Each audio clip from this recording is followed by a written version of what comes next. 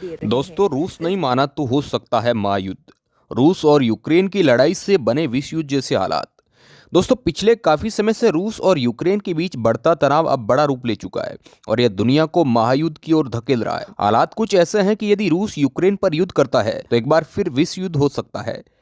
इस हालात को देखकर नाटो ने रूस को विवाद खत्म करने की सलाह दी है, तो अमेरिका ने रूस को गंभीर परिणाम भुगतने की चेतावनी भी दी है। और अब यदि रूस नहीं मानता है तो ये विवाद महायुद्ध का रूप ले सकता है। वर्तमान की हालात देखकर तो स्थिति बहुत खराब होती जा रही है, क्योंकि रूस अपने इरादों पर अड़ा है। उसने यूक्रेन की सीमा को तीनों ओर से घेर दिया है, क्योंकि आपको पता ही है कि यूक्रेन के तीनों ओर से रूस की सीमा लगती है और रूस ने इन तीनों सीमाओं पर भारी तादाद में सैनिकों का जमावड़ा कर दिया है।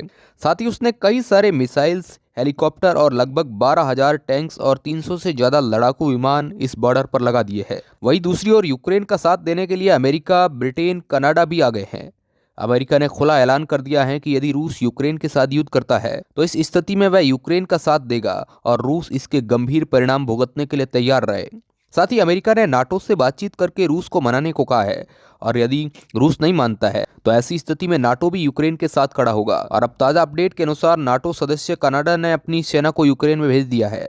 साथ ही ब्रिटेन ने भी कई अपने लड़ाकू विमान यूक्रेन भेज दिए और नाटो के अन्य बड़े देश ये देखना चाहते हैं कि इस पर रूस क्या प्रतिक्रिया करता है।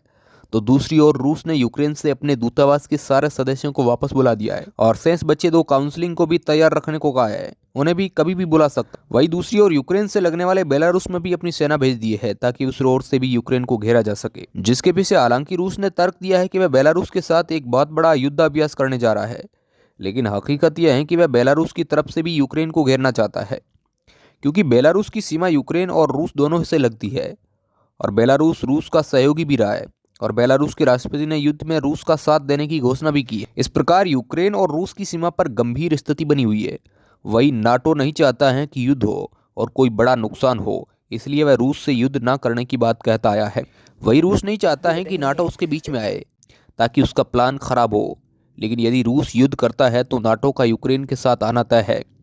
अभी स्थिति बहुत गंभीर दिखाई दे रही है और यदि रूस नहीं मानता है तो स्थिति और भी गंभीर हो सकती है। यहाँ हम दोनों पक्ष की स्थिति देखते हैं तो यूक्रेन का पलड़ा भारी दिखाई देता है, क्योंकि यूक्रेन के पास कई बड़े यूरोपीय देश और नाटो खड़ा है और दूसरी ओर रूस के साथ फिलहाल कोई भी देश दिखाई नहीं दे रहा है। मगर युद्ध के जैसे हालात बन जाते हैं तो अंत समय में चीन रूस के साथ आ सकता है, क्योंकि रूस पहले से ही कह चुका है कि यूरोपीय देशों की दादागिरी नहीं चलेगी। अब देखो आगे क्या होता है, लेकिन मेरे विचार से एक बात तो तय है कि यदि रूस इस युद्ध को टाल दे और बातचीत से हल निकाल दे तो उसमें उसकी और सबकी भलाई है, नहीं तो इसका गंभीर परिणाम हो सकता है और रूस को ही नहीं बल्कि कई सारे देशों को इसके परिणाम भुगतने पड़ सकते हैं। वैसे ये बात रूस भी अच्छी तरह से जानता है और नाटो के सामने वह युद्ध करना नहीं चाहेगा। फिर भी आगे रूस का क्या कदम होगा ये तो वही जाने, मगर अभी रूस का विचार युद्ध जैसा ही लग रहा है। खैर, जो भी हो, इस पर आपकी क्या राय है आप कमेंट बॉक्स में हमें ज़रूर बताएं। धन्यवाद।